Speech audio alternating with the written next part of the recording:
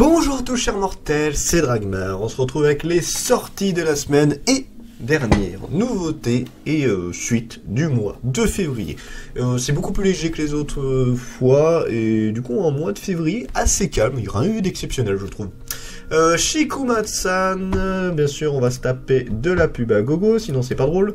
Shikumatsu-san, anthologie de dessins humoristiques à 8 cases et d'illustrations parues dans le magazine de Shikuma. Ce livre représente des métiers fantastiques aux couleurs pastel tels que un homme cousant des feuilles mortes, un homme enregistrant des oiseaux.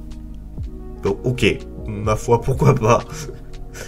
Nous avons Horizon, Jing, j'espère qu'ils vont pas me mettre la pub à chaque fois, là, c'est bon, on a compris que vous vouliez le mettre en avant ce truc-là. Horizon, la couverture est spéciale, mais pas trop mal. Deux enfants avançant dans un monde en guerre ensemble, on marche vers l'horizon, une narration profonde, douce, amère sur la solitude face à l'inhumanité. Ok, un seul tome de celui-là, ça a l'air, ok. La couverture est très intrigante, je trouve. L'homme qui démaquilla, volume 3, je ne connais pas. La chenille, alors là c'est assez drôle, c'est une réédition de cette série. Ce qui est assez drôle de revoir ça, puisque une petite anecdote vis-à-vis de ce titre, c'est que quand je suis rentré à Momi, enfin avant de me faire engager à Momi, c'est l'un des titres que ma chef à l'époque m'avait conseillé, donc je l'avais acheté, c'est pas mauvais, mais voilà, c'est pas pour tout le monde, hein, clairement. Lorsque Tokiko retrouve son mari rapatrié après avoir été grièvement blessé au combat, il n'est plus qu'un homme tronc. Le lieutenant Tsunaga a perdu bras et jambes et ses blessures l'ont rendu sourd-muet. Condamné à vivre reclus avec lui, Tokiko va ressentir un plaisir nouveau entre dégoût et fascination, avoir souffrir cet être difforme et sans défense. Avec son remarquable talent graphique, Maruo Suihiro, le maître de l'Eroguro érotique grotesque, nous plonge dans le Japon de l'ère Taisho 1912-1926, en adaptant une nouvelle fois une œuvre du célèbre écrivain Rampo Edogawa. Cette fois, il adapte La Chenille, nouvelle publiée en 1929 qui fut censurée au cours de la guerre. L'érotisme torride de La Chenille est en fait un empire d'essence version manga sélection Angoulême 2010. C'est très particulier, encore une fois, je ne le conseille pas à tout le monde. Soulland volume 14, je n'ai pas vu. Tales of Demon God ou Todag, j'ai un gros retard sur cette série-là, il faut que je rattrape parce que j'avais beaucoup aimé à l'époque.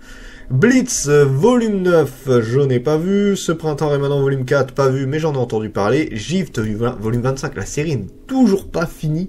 Terminée en 26 tomes, c'est bientôt terminé. Cette série est méga longue. Quand tu vois déjà... Alors, elle est bien, mais je pensais pas qu'elle serait aussi longue. La grossesse de Monsieur Iyayawa. Ah oui, d'accord, c'est un homme qui a une grossesse. D'accord. Cela fait 10 ans que, suite à une évolution naturelle, tous les hommes fertiles peuvent tomber enceintes et jusqu'à ce que ça lui arrive. Kantaro Iyama n'avait jamais envisagé cette éventualité. Salaryman, chargé d'un poste à responsabilité, coureur de jupons célibataire, il profite de la vie sans réfléchir aux conséquences, mais quand son médecin lui annonce qu'il est enceinte d'environ 10 semaines, il devra tout remettre en question en réalisant alors qu'à quel point la société est inégalitaire. Il décide de porter l'enfant à terme et de créer sa place lui-même. J'ai une question qui me taraude là. Par où il va passer l'enfant, en fait? C'est juste ça qui passe. En vrai, c'est très intéressant. Je trouve le sujet très intéressant. Mais il va passer où?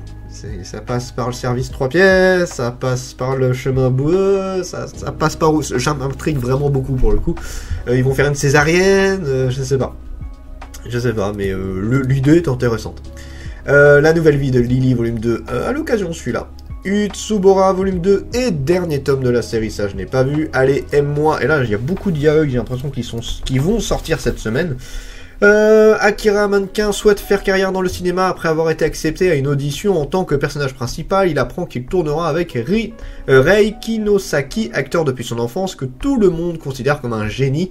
Akira lui-même a déjà rencontré Rei une fois, un souvenir qu'il ne s'est toujours pas effacé de sa mémoire. Lorsque le tournage commence, il ne tarde pas à se rendre compte que Rei est quelqu'un de très particulier. Chaque fois qu'on lui donne un rôle, il est imprégné jusqu'à devenir son personnage. C'est un bon acteur en soi.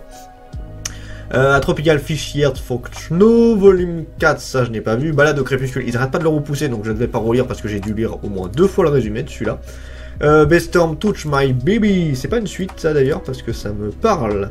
Dans ce monde il existe 2 espèces humaines, les humains normaux sont aussi appelés les sans oreilles et les bêtes qui possèdent des oreilles et une queue et vivent en fonction de leur instinct. Akira Miyaji est une bête née de 2 parents humains suite à une mutation génétique. Médecin spécialisé dans le soin des bêtes, il a toujours vécu en rejetant sa nature jusqu'à sa rencontre avec Shogo Kijima, le directeur de la clinique dans laquelle il travaille. À présent, les deux hommes sont ensemble et ont fondé un foyer en donnant naissance à 3 enfants, Shota, l'aîné, et Shota et Kanata. J'aime bien, il y a juste un H de différence, mais ça doit se prononcer plus ou moins pareil, donc ça fait bizarre. Mais soudainement, l'apparition du frère de Shogo bouleverse l'existence tranquille de la petite famille, surtout lorsqu'il demande à Akira de porter ses enfants. En bonus, dans ce volume, découvrez l'histoire d'amour de l'infirmier Kirigaya et du docteur Kurosaki. Ok, c'est assez original. Cutover, Criteria, donc là vraiment on a beaucoup de yaoi qui sortent.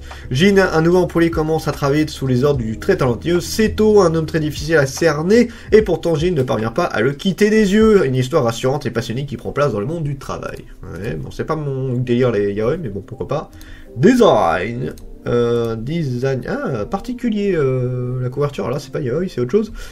Si la science était parvenue à hybrider humains et animaux, c'est le cas des humanipèdes animales dont les gènes sont maintenant une affaire de design, vouée à leur octroyer des capacités spécifiques utilisées à des fins discutables. Créés dans un but mystérieux, les HA pourraient-ils faire partie d'un vaste plan influant le futur de l'humanité tout entière? C'est assez intéressant, j'avoue, c'est assez intriguant, je suis curieux pour celui-là. Don't Touch Me, My Destiny. 2 tomes, et les 2 tomes sortent en même temps. Une rencontre du destin avec 2 personnes différentes, c'est ce qui va arriver à Tsubasa, un étudiant fauché qui combat ses instincts d'Oméga. Un soir, alors qu'il est en proie à ses chaleurs, un jeune homme rencontre tour à tour 2 cousins, Alpha, et il ne peut pas le nier, une certaine attirance se lie aux 2 hommes, mais lequel d'entre eux est son âme sœur. Donc ça va être rigolo. Détective Conan, 101ème tome. J'en connais une qui va être très contente de cette sortie-là. Faudra que je les lise à l'occasion, mais bon, je regarde l'animé aussi en ce moment. Ida Tank No Only Peace. Alors, qu'est-ce que c'est que ça? Comme je sais pas du tout. Nudité. Qu'est-ce que c'est? Il y a 800 ans, les dieux, après un combat acharné et de nombreux sacrifices, parvient enfin à débarrasser le monde des démons. Depuis, le monde est relativement calme, malgré les petites guerres entre humains. Nous suivons alors les pérégrinations d'Ayato, un jeune dieu de 80 ans, et ses amis à travers le monde, pour empêcher le retour des démons et les manigances des humains à l'encontre des divinités. D'accord. Cool Kyoshin. Ok, je sais pas du coup d'où ça vient, ce que c'est. Ça a l'air assez particulier pour le coup. Je t'aime mais ne m'embrasse pas. Ils me saoulent avec leur pub là. Otaku sur les bords et étudiant à l'université, Tanaka s'est fait dérober son premier baiser par Suzuki, le garçon le plus populaire de sa classe, sans compter sa déclaration d'amour. Paniqué, Tanaka, qui éprouvait pourtant secrètement de l'admiration pour Suzuki, finit par rejeter ses avances, mais cela n'empêche pas Suzuki de l'embrasser à nouveau, ce qui plonge encore plus Tanaka dans la confusion. Embêté par cette situation, Suzuki promit alors à Tanaka de ne plus l'embrasser, mais à une seule condition, de sortir avec lui. Ce qui est un peu particulier, mais pourquoi pas. Keiju Girl caramélisé, volume 3, ça je ne connais pas. Laisse-moi te dévorer, volume 2. Ouais, le partenaire du loup. Ah, dégagé.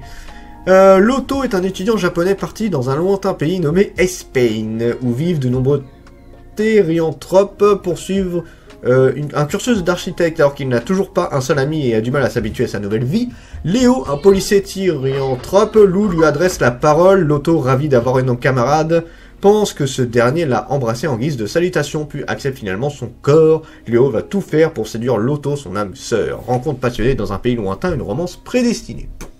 Ouais, bah, je le redis, tout ça, ça ne m'intéresse guère. My Ball Feminist Football Team, c'est une série vraiment que j'aimerais bien continuer, parce que j'avais beaucoup aimé, et la série terminée en 16 tomes, donc c'est bientôt fini, il faudra limite que j'achète l'intégrale ou un truc du genre.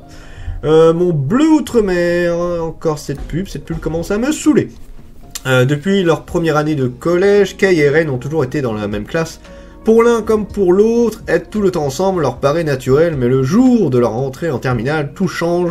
Pour la première fois, ils sont dans 2 classes différentes. Kei, qui est amoureux de Ren, ne sait pas comment accepter la distance qui s'installe petit à petit entre eux. Un jour, Kei découvre Ren endormi dans une salle de classe, croyant qu'il ne peut pas l'entendre. Il lui dit qu'il est amoureux de lui, mais Ren ne dort pas aussi profondément qu'il ne le pensait. On sent que je suis pas passionné par lire le yoai. Le yaoi, j'allais dire le yokai. Bah, ça dépend du speech, mais là pour le coup ça m'intéresse pas cela. My Number One volume 2, nous irons manger du crabe volume 2. Alors ça j'aimerais bien les voir, c'est vrai qu'on m'en a parlé en bien. Donc il faut que je regarde ce que ça peut donner. Red and Girlfriend volume 9, je n'ai j'ai vu un tout petit peu, mais il faudra que je continue. Tale of Wending Ring Volume 12, série qui sera terminée, qui n'est pas terminée, qui est encore en cours. C'est une série que j'avais bien aimée et il faut que je continue. Thermomètre sentimental, sympa la couverture par contre. Alors, Shizuki Kei n'est pas n'importe qui, bien que sa carrière soit en pause. C'est un jeune acteur talentueux, beau et admiré par tous, mais pour autant personne n'en est au courant de sa particularité secrète, ce qui le rend unique. Il est capable de voir les ballons au-dessus de chaque personne représentant leur émotion. Quelle ne fut donc pas sa surprise lorsqu'il rencontre Yusei Shinozuka, un délinquant présumé qui ne se trouve être son plus grand fan. Ok, c'est original. Et on finit avec Zeta Karen Children, et après il y a Megalopoly, mais ça c'est pour le 27, donc ça je le garde un petit peu. Donc voilà, des sorties assez légères pour la fin du mois. C'était Dragmar, et je vous dis à la prochaine, chers mortels.